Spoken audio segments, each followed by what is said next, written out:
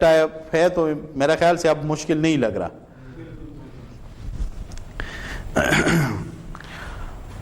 और अभी जर्नल भी शुरू हो गया तकरीबन, अब कोर्स इस तरह के जर्नल सा जा रहा है। तो हाँ, अब आप ये देखते हैं कि मैंने सबसे पहले आप लोगों से कई दफा कहा कि ये जो शेयर मार्केट है या ये जो स्टॉक और बॉन्ड्स और म्यूचुअल फंड, ये मैक्सिमम जो फाइनेंशियल मार्केट है ना, ये ज्यादातर बेस करते हैं रूमर्स के ऊपर। ठीक है, अब आजकल ये जो क्रिप्टो करेंसीज है ना, लोग इसमें बड़े इंटरेस्टेड होते हैं, तो कभी कभार इसके ऊपर ये लोग गलत अफवाह देते हैं कि ये प्लान डेट के आगे ये चीज, इसका इनकी कीमत ऊपर जाना शुरू हो जाएगा, तो लोग दादार उसमें जाके इन्वेस्टमेंट करते हैं, फिर वो और नीचे आना शुरू हो जाता। ये कई किस्म के इस तरह की चीजें होती हैं। तो आपने ये देखना कि ये जो शेयर प्राइस है, क्या ये मार्केट के कंपैरेटिवली ठीक है, इसके फंडामेंटल फैक्टर के बेस पे जो ये कंपनी है उसके मुताबिक ये ठीक है, या फिर ये मार्केट ने इसको ज्यादा वैल्यू दिया है। अब ऐसे होते हैं ना, कभी कभार औलाद में भी ऐसे होते हैं, सोशल डिस्टेंस होता है, वालिदैन को कोई एक बेटा बहुत पसंद होता है, और कोई एक बेटा अगर बहुत भी मेहनत करे वो बदकिस्मत उसको पसंद ही नहीं होता। ठीक है, तो वो उसको डिवैल्यू किया होता है। ये वैसी मजाक के लिए कह दिया, ये एग्जांपल, वालिदैन को सारे बच्चे एक जैसे होते हैं। ये नॉर्मली मार्केट में आप देखें तो गाड़ियों का मार्केट देखें, पाकिस्तानी अवाम ने जनरली अगर करोला को देखे तो एक्सएलआई करोला को बहुत वैल्यू दी है। ठीक है, और अगर इसी तरह आप देखें तो सुजुकी मेहरान को बहुत वैल्यू दी है। इसकी रीजन है कि इनके पार्ट्स भी थोड़े सस्ते हैं कंपैरेटिवली। दूसरे कि एक्सएलआई टैक्सी में ज्यादा यूज होता है, अब अल्टस गाड़ी कौन टैक्सी में चला सकता है। ठीक है, हालांकि उससे मजबूत गाड़ी है। अब आप देखेंगे तो निसान कंपनी के बड़े अच्छी गाड़ियां हैं, लेकिन उसकी कीमतें उससे फिर कम है टोयोटा और होंडा के मुकाबले में। उसकी रीजन ये ओवर वैल्यू और डी वैल्यू। अब लोगों ने टोयोटा को और होंडा को पाकिस्तान में ओवर वैल्यू किया है, और उसकी रीजन भी है कि उसके पार्ट्स सस्ते हैं, और अगर उसमें कोई काम आ जाते तो मैकेनिक्स उसके हर जगह पे अवेलेबल हो जाते हैं। अब आप अगर किसी कंपनी के शेयर प्राइस में इंटरेस्टेड है और आप देखते हैं कि ये जो कंपनी है उसकी ₹80 है, तो आप देखते हैं कि इसके जो फंडामेंटल फैक्टर्स जितने भी है उसको अगर मैं स्टडी करूं तो उसके बेस पे इस कंपनी की क्या प्राइस होनी चाहिए। अगर उसके ऊपर आपने एनालिसिस की और आप देखते कि यार इसकी प्राइस तो ₹83 आ रही है, इसका मतलब है कि यार मार्केट ने इसको डिवैल्यू किया, इसको फौरन परचेस कर लें, इसने जरूर ऊपर जाना है, क्योंकि ये फंडामेंटल फैक्टर के ऊपर, मतलब आपने उस कंपनी की सारी फंडामेंटल चेक की, फंडामेंटल फैक्टर के ऊपर इसकी कीमत ₹86 आ रही है, ₹83 आ रही है, और लोगों ने इसको 80 पे रखा है। अब इस तरह अगर इसको आपने एनालाइज किया और इसकी कीमत 75 आ रहा है, इसका मतलब लोगों ने इसको ओवर वैल्यू किया है, इसकी कीमत से ये इसकी कीमत वापस नीचे आ जाएगी। ठीक है, तो ये चीज आपने जरूर देखनी है कि आप जिस कंपनी में जाते उसकी फंडामेंटल एनालिसिस करके और उसके ऊपर फंडामेंटल फैक्टर के ऊपर आपने ये चीजें डिटरमिन करनी कि इस कंपनी की शेयर प्राइस क्या होनी चाहिए। तो रिस्क एंड रिटर्न और प्राइसेस। अब रिटर्न के ऊपर स्टार्ट हो गया, हमने थोड़ा बहुत पहले भी डिस्कस किया था कि रिटर्न जो इनकम फ्रॉम योर इन्वेस्टमेंट, ठीक है, उसको हम कहते हैं कि ये आपके साथ रिटर्न है।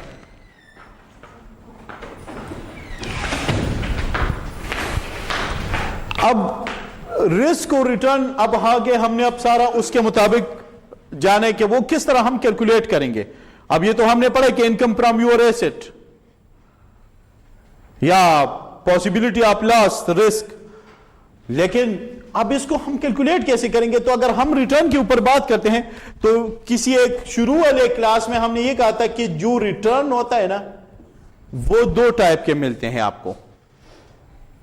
ठीक है, वो एक आपको कैपिटल गेन के तौर पे मिलता है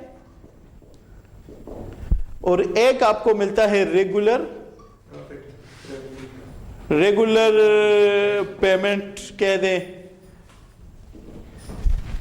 जिसके कैपिटल गेन ये है कि आपकी जो एसेट की प्राइस थी उसमें एप्रिसिएशन और डिप्रिसिएशन, आपने कोई घर खरीदा और उसको आपने 2 साल छोड़ दिया, 2 साल बाद आप उसको सेल करते, आपने 50 लाख का खरीदा था, अब आप 60 लाख का बेच रहे, प्राइस इप्रिशिएट हो गया तो आपने कैपिटल गेन कर दिया। आपने घर खरीदा 50 लाख का, आपने 45 लाख का बेचा, कोरोना की वजह से मार्केट खराब हो गया जिसकी वजह से आपको 5 लाख का नुकसान, आपने कैपिटल लॉस किया। ये एक किस्म का रिटर्न आपको मिला कि कैपिटल गेन मीन जो प्राइस में इप्रिसिएशन या डिप्रिसिएशन हो जाता है।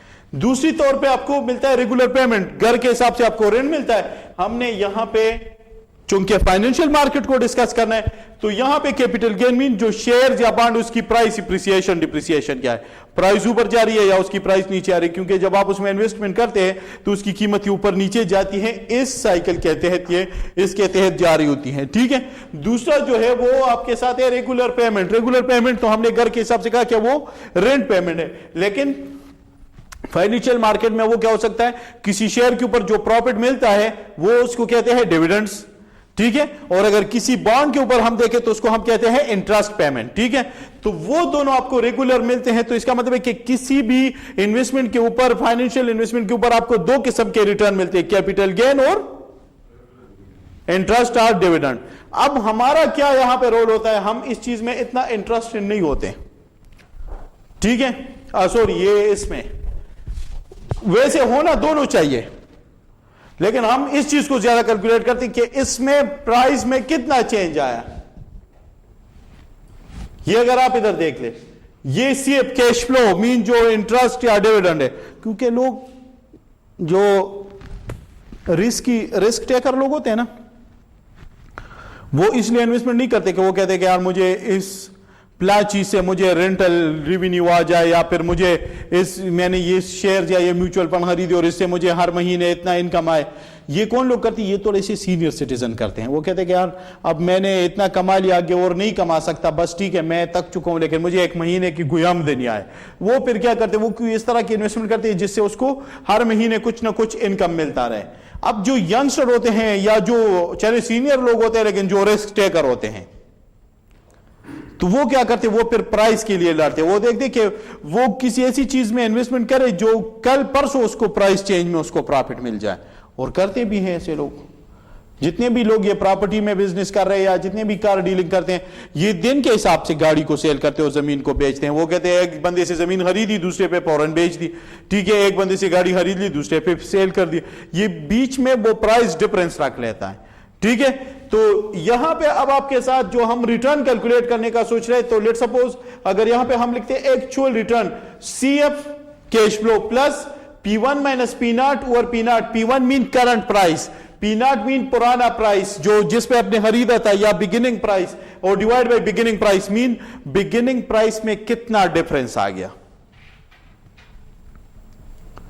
ठीक है, तो ये है आपके साथ एक्चुअल रिटर्न का फार्मूला। हम कौन सा यूज करेंगे, अप्लाइड एक्चुअल रिटर्न वाला फार्मूला, क्योंकि हमने कहा ना कि कैश फ्लो के साथ काम कोई नहीं रखता, हम उसको इस तरह, ये तो आप एक्चुअल रिटर्न कैलकुलेट करें कि ओवरऑल आपको कितना फायदा मिला इस प्लान इन्वेस्टमेंट से। अब आप ये देखते हैं कि अप्लाइड रिटर्न इससे कितना मिल रहा है, तो P1 divide by P0 minus 1 multiplied by 100, ये आपके साथ अप्लाइड फार्मूला है जो कि रिटर्न के लिए कैलकुलेट यूज होगा। ठीक है, अब ये इस तरह भी हो सकता है कि P1 minus P0 over P0। ठीक है, या आपने लिखे P1 over P0 minus 1, same चीज है।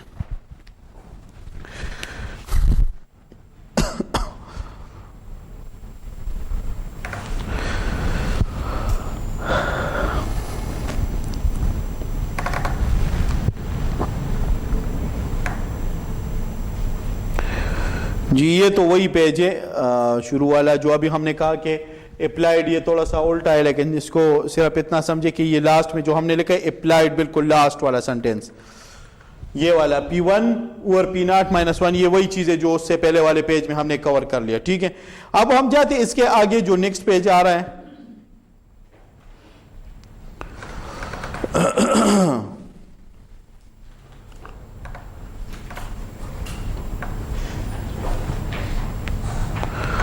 एवरेज रिटर्न आप कैलकुलेट करते हैं, एक्चुअल एवरेज रिटर्न। ये नोट्स मैंने शेयर किया ना आप लोग के साथ, है ना ये वाले, ठीक हो गया।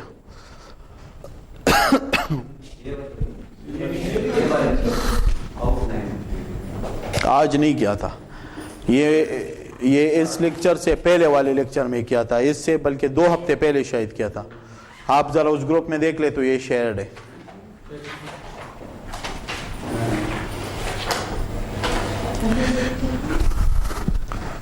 एक्चुअल एवरेज रिटर्न, अब आप ये देखते हैं कि आपको जब रिटर्न मिलता है ना, तो वो अक्सर आप जैसे आप डिविडेंड का हमने जिक्र किया, या अगर आपको डिफरेंट किस्म के रिटर्न मिलते हैं, तो आप लेट सपोज अगर हम डिविडेंड्स को आप देख ले तो डिविडेंड आपको Q1, Q2, Q3, Q4 हर 3 महीने बाद मिल रहा है। इसका मतलब है कि आपको डिफरेंट क्वार्टर्स में कभी 10% रिटर्न मिला है, कभी 4.5% मिला है, कभी तो उसको एवरेज करना, सिंपल एवरेज है, summation of return divide by number of returns कितने हैं, इसको हम कहते हैं एवरेज रिटर्न।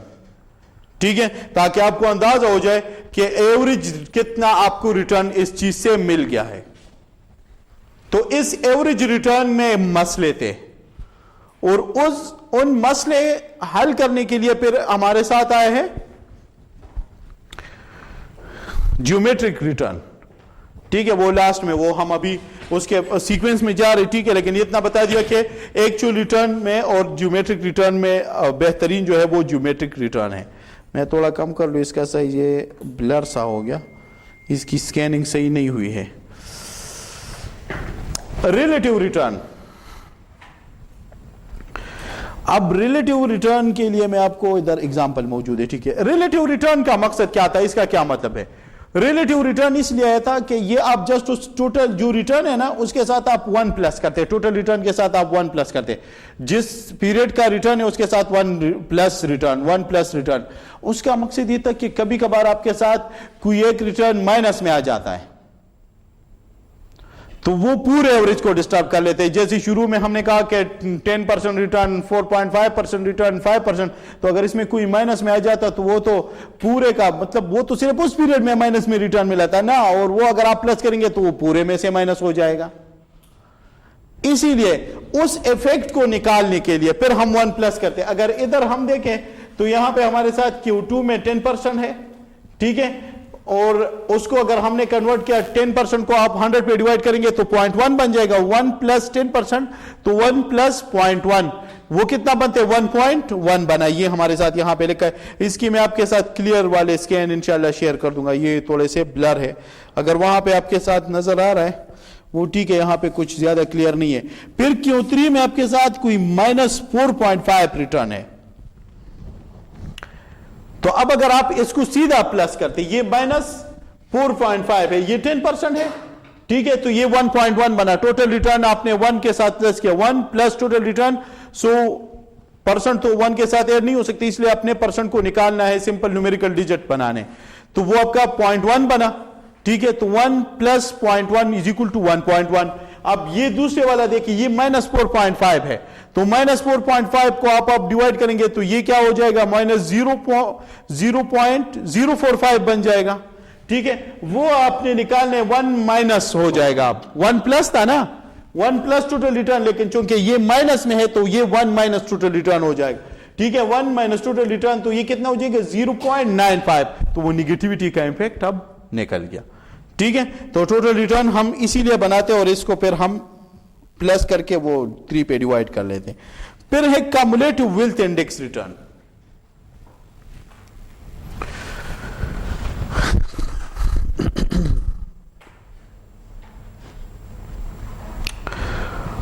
अब कम्युलेटिव वेल्थ इंडेक्स क्या होता है? कम्युलेटिव वेल्थ इंडेक्स जो होता है ना, वो आपको बता देता है कि आपने जो 1 रुपये इन्वेस्ट किया था उससे प्लान टाइम तक कितने रुपए बन चुके हैं।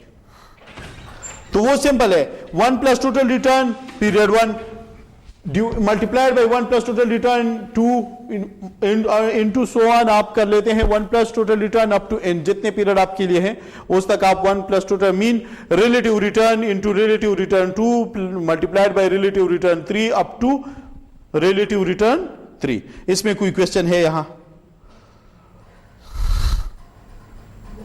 अब इधर आप देखें ना, ये 1.19 बना है, ये इधर लिखा है 1.19, इसका मतलब है कि 1 रुपीज एंड 1.29 29 पैसा। इसका मतलब है कि आपके 1 रुपीज ने कितने कमा लिए? 29 पैसा उसके ऊपर ये पहुंच चुका है। ये नीचे कम्युलेटिव वेल्थ इंडेक्स है, ठीक है, ये इसी तरह है, बस सिर्फ उसका फार्मूला चेंज है। हम नीचे आ गए यार, उल्टा जाना है।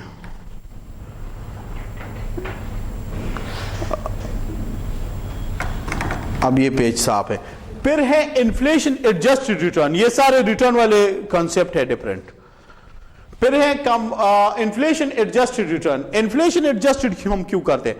क्योंकि जो रिटर्न आप टोटल रिटर्न आप देखते हैं ना, उसमें आपने ये भी अंदाजा लगाने के चले यार ये तो मुझे रिटर्न मिला लेकिन इतने टाइम बाद मिला, इन्फ्लेशन आपने एडजस्ट नहीं किया। तो इन्फ्लेशन एडजस्टेड रिटर्न इसीलिए अच्छा है कि आप उसमें इन्फ्लेशन का इफेक्ट भी डाल लेते हैं, क्योंकि इन्फ्लेशन कितना आ गया, अब आपको अगर 5% रिटर्न मिला और ऊपर से इन्फ्लेशन ज्यादा आ गया है तो आपको तो रिटर्न का कोई फायदा नहीं हुआ, आप तो उल्टा आपकी इन्वेस्टमेंट कम हो गई। इसीलिए आपने इन्फ्लेशन का इफेक्ट भी शामिल करना है। सो 1 plus total return divide by 1 plus inflation rate -1। तो वो अगर लेट्स सपोज यहां पे हमने लिखा है कि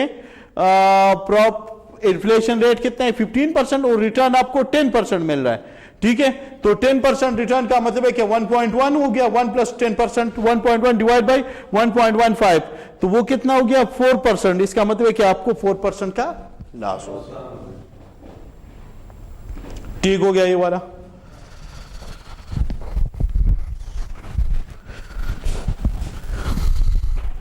फिर है इंटरनेशनल रिटर्न। अगर आप किसी फॉरेन चीजों में, डॉलर्स या किसी करेंसी में या किसी फॉरेन कंट्री में इन्वेस्टमेंट किया तो उसमें आपके साथ जो एक्सचेंज, करेंसी एक्सचेंज है वो इफेक्ट कर लेते हैं कि उसमें वो कितना चेंज आ गया।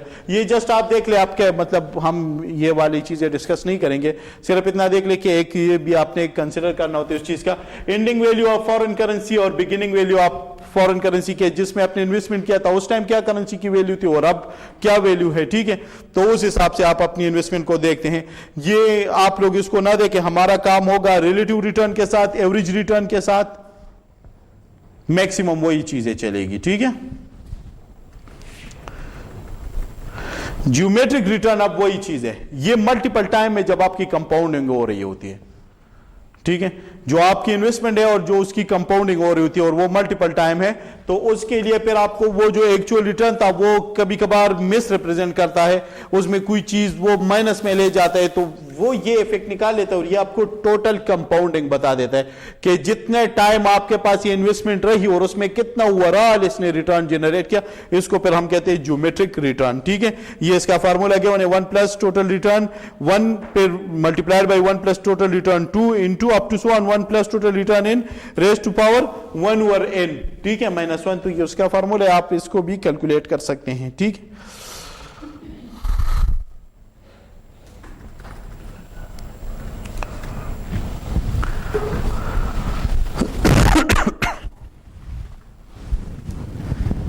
जी यहां तक कोई क्वेश्चन कंफ्यूजन? कितने लोग मौजूद है? 1 2 3 4 5 6 7 8 9 10 11 12 13 14। पढ़ाऊं आगे या बस करूं?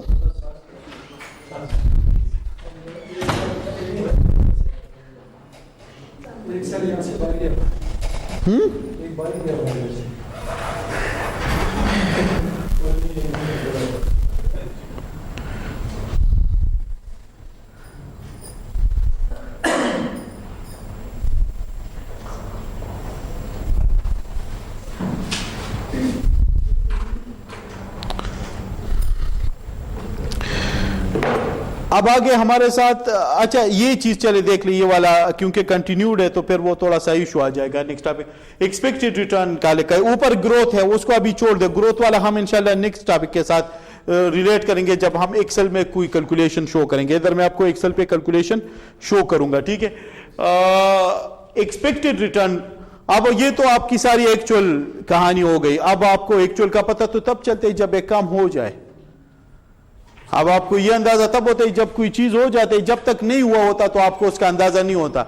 इसीलिए एक्सपेक्टेशन से काम चलता है, लेकिन इतनी एक्सपेक्टेशन ना रखे क्योंकि वो बड़ा जबरदस्त प्रॉब्लम है कि एक्सपेक्टेशन ऑलवेज हर्ट। अगर आप ज्यादा एक्सपेक्टेशन किसी से रख दे तो वो आपको नुकसान पहुंचता है, दुख होता है। फिर अगर आप इतना ज्यादा एक्सपेक्टेशन नहीं रखेंगे तो आपको उससे दुख फिर नहीं मिलेगा, ठीक है। तो यहां पे अब एक्सपेक्टेशन मीन के आप किसी जगह पे इन्वेस्टमेंट की जाते हैं ना, तो आप सब अपनी जेहन में ये चीज रखते हैं कि मुझे इस चीज से ये फायदा। कोई भी बंदा नुकसान के लिए कोई काम नहीं शुरू करता।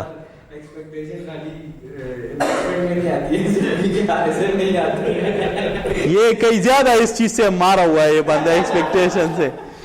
ठीक है, तो जो एक्सपेक्टेशन वाली कहानी है ना, वो इन्वेस्टमेंट किसी भी चीज में बंदा कभी भी ये नहीं सोचता कि मैं ये चीज इस पर्पस के लिए ये काम कर रहा हूं। वो हर कोई अच्छाई के लिए सोचता है।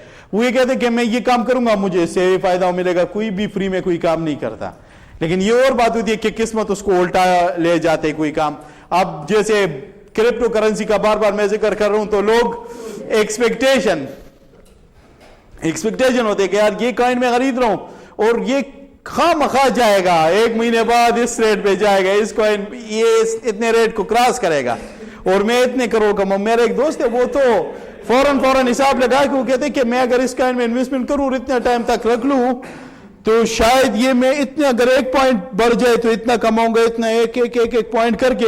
मुझे कहते हैं कि एक टाइम पे अगर ये इस पॉइंट तक पहुंचा ना, तो मुझे भी कभी कभार कहता है, मैं इन चीजों पे बिलीव नहीं कर रहा, मुझे भी कहते हैं कि इन्वेस्टमेंट करो। अगर ये इस पॉइंट तक पहुंचा ना, तो समझो ये मैंने इतने रुपए इन्वेस्ट किए हैं और ये पता नहीं कितने 22 करोड़ बताया। वही चीजें हैं उसमें है ना। तो उसमें अगर 1 ऊपर जाएगा तो वो कह रहे कि ये इतना बढ़ जाएगा। मैंने कहा बस यार पता नहीं। वो कहते कि फिर मुझे कहते कि 2008 में बिटकॉइन कितने का था, अभी बिटकॉइन कितने, 1 करोड़ कितने लाख। मैंने कहा बस यार ठीक है। तो इसको कहते हैं एक्सपेक्टेशंस। अब आप रिटर्न कैलकुलेट करते हैं एक्सपेक्टेड मीन फ्यूचर के लिहाज से। जब आप देखते हैं कि मुझे ये कितना रिटर्न देगा, ठीक है, अब आपको तो पता नहीं है, आप किसी शेयर में इन्वेस्टमेंट की तरफ जाते किसी भी कंपनी में, तो वो आपको पहले से तो नहीं बताता, लेकिन आप अपने हिसाब से सोचते कि यार इसने लास्ट ईयर इतना दिया था, उससे पहले साल इतना दिया था, उससे पहले इतना दिया था, तो शायद ये इतना ही कुछ देगा। तो उस हिसाब से आप एक्सपेक्टेशन, उसको हम रिप्रेजेंट करते हैं आर बार से, और formula is summation is equal to R cross P. अब ये R cross P return multiplied by probability. इसको इधर एक्सप्लेन क्या है, यहां पे थोड़ा देख ले। ये पीरियड 1, ईयर 1 का टोटल रिटर्न इसने कितना दिया था, 10%, ईयर 2 में 20%, 3 में 30%, सॉरी एक्सपेक्टेड है ईयर 3, अभी रिटर्न उसके हिसाब से हम नहीं देखते। हम ये देखते हैं कि ये आपके साथ 3 ऑप्शन है, ईयर नहीं है, ये ऑप्शन है। आप ये कहते हैं कि इसका ये ऑप्शन है कि ये आपको 10% रिटर्न देगा, तो उसका कितना चांस है, 20% प्रोबेबिलिटी है कि ये इतना रिटर्न दे। फिर आप कहते हैं कि 50% चांस है कि ये 20% रिटर्न दे। फिर आप कहते हैं कि 30% चांस है कि ये 30% रिटर्न दे। तो ये प्रोबेबिलिटी टोटल 1 के बराबर होना चाहिए। अगर आप लोगों ने प्रोबेबिलिटी का कोई बेस हो, इंजीनियरिंग वालों को तो एटलीस्ट आइडिया होगा, ठीक है, कि ये प्रोबेबिलिटी का क्या कंसेप्ट है। प्रोबेबिलिटी टोटल सम 1 के बराबर होता है। अब आप क्या करते हैं, आप ये उनके डिफरेंट ये चीजें देखते हैं कि इस रिटर्न की कितनी प्रोबेबिलिटी, उसको मल्टीप्लाई किया 0.02, 20% की क्या प्रोबेबिलिटी 0.1। अब ये आपकी एक्सपेक्टेड रिटर्न है कि ये एक्सपेक्टेड ये है कि ये 21% रिटर्न दे। तो इधर आपने सोचा था कि ये 20% रिटर्न देगा, इधर आपने सोचा था कि ये 30% रिटर्न देगा, इधर आपने 10% का सोचा था। लेकिन जब आपने प्रोबेबिलिटी उसके ऊपर अप्लाई की तो आपको 21%। अब प्रोबेबिलिटी जानना भी कोई आसान काम नहीं है, एक्सपर्ट लोग कर दें, ठीक है। अब प्रोबेबिलिटी में हम नहीं घुसेंगे, फिर आप लोग और कहेंगे कि ये क्या स्टैटिस्टिक में चला गया, कि वो प्रोबेबिलिटी हम कैसे कैलकुलेट करते हैं। एक होती है क्लासिकल, एक होती है एम्पेरिकल, एक होती है सब्जेक्टिव। सब्जेक्टिव प्रोबेबिलिटी को आसान कर देता हूं, जो एक्सपीरियंस के बेस पे होता है। एक्सपीरियंस के बेस पे ऐसा होता है ना कि कभी कभार ये जो बुजुर्ग लोग कोई बात कहते हैं, वो कहते हैं ना कि ये बुजुर्ग जो बात करते हैं वो पत्थर की लकीर होती है, मतलब वो तो कहानी करखा होता है। वो क्या होता है, वो सब्जेक्टिव प्रोबेबिलिटी होती है। उन लोगों का एक्सपीरियंस हुआ होता है चीजों का। वो देखते कि अगर बारिश, ये बादल इस तरफ से आए तो बारिश होगी, इस तरफ से आए तो बारिश नहीं होगी। वो कई आपको कहते कि अच्छा ये अभी इस मौसम में बारिश है, फसल इस तरह होगा, बारिश इस मौसम में है, फसल अच्छा नहीं होगा। ये मुख्तलिफ चीजें वो जो कहते हैं, ये बेसिकली सब्जेक्टिव प्रोबेबिलिटी। असल में ये जो गैम्बलिंग होता है ना, ये प्रोबेबिलिटी भी एक लीगल जुआ है, ठीक है, लीगल जुआ। ये क्यों लोग जो जुआ खेलते हैं वो उनको कंफर्म पता होता है कि ये किस तरह, उनके हाथ में क्या पत्ते हैं, इस तरह। वो असल में एक्चुअली करते यही है कि वो सारी क्लासिकल और इंपेरिकल और ये सारी चीजें उसके ऊपर अप्लाई करते हैं और अपनी सब्जेक्टिव कि अब ये चाल चलेगा, ये नहीं चलेगा, वो चलेगा, ये सारी वही चीजें अप्लाई करते हैं। ये अलग कहानी, उसमें नहीं जाना चाहते। तो ये आपको प्रोबेबिलिटी से अंदाज हो जाती कि इस चीज की कितनी प्रोबेबिलिटी है, तो इससे आपके पास टोटल एक्सपेक्टेड रिटर्न मिल जाता है। नहीं, बंद करता हूं, मैं खुद कहा था। ये सिर्फ एक चीज, बाकी ये रिस्क वाले इंशाल्लाह नेक्स्ट क्लास में करेंगे। रिस्क नेक्स्ट क्लास से शुरू करेंगे, ठीक है। ये जो है ये वाले सिर्फ खत्म करते हैं ताकि रिटर्न की कहानी, आज रिस्क नहीं लेना, आज आप रिटर्न ले लें, ठीक है। नेक्स्ट टाइम इंशाल्लाह आप लोग रिस्क लेंगे। तो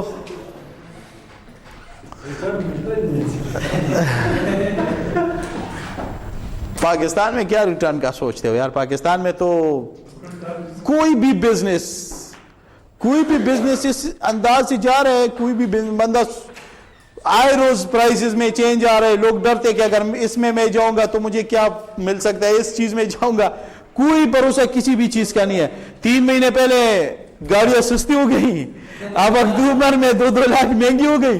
तो ये मुझे समझ नहीं है कि लाख सस्ती हो गई थी, 2-2.5 लाख ऊपर चली गई, तो ये क्या हो गया पाकिस्तान? कोई पता नहीं इस चीज का। तो रिटर्न, अब पोर्टफोलियो रिटर्न लिखा है। अभी तक हमने पोर्टफोलियो की इतनी खास डिस्कशन नहीं की थी। पोर्टफोलियो वो था कि आप डिफरेंट शेयर्स इकट्ठे कर लेते हैं, डिफरेंट कंपनीज होती है उसके शेयर्स, या शेयर्स और बॉन्ड्स और इस तरह मल्टीपल चीजों को आप एक म्यूचुअल फंड जो बनाते हैं उसको पोर्टफोलियो हम कहते हैं। अगर जिस तरह मैंने क्वेश्चन भी दिया था पेपर में कि अगर आपको कोई डिजाइन का कहे कि आप किस तरह, तो सबसे पहले अगर मुझे कोई ये क्वेश्चन पूछेगा तो मैं कहूंगा कि यार मैं प्ला एज के लिए इस तरह बनाऊंगा, मैं प्ला एज के लिए इस तरह बनाऊंगा, मैं कुछ रिस्की लोगों के लिए इस तरह बनाऊंगा, मैं जो रिस्की नहीं है उनके लिए। ये मेरी डिस्कशन होती है उसके ऊपर, ठीक है। तो पोर्टफोलियो अब अगर लेट सपोज आप कहते कि मैं एक पोर्टफोलियो, लेट सपोज मैं कहता हूं कि मैं एक पोर्टफोलियो मैनेजर हूं और मैं कहता हूं कि मैं एबीसी कंपनी है मेरी और मैं उसमें से डिफरेंट किस्म के पोर्टफोलियो डिजाइन करता हूं। मैं कहता हूं उसमें से एक है ये एबीसी खत्म कर देता हूं, XYZ कर लेता हूं। XYZ कंपनी है और मैं कहता हूं कि उसके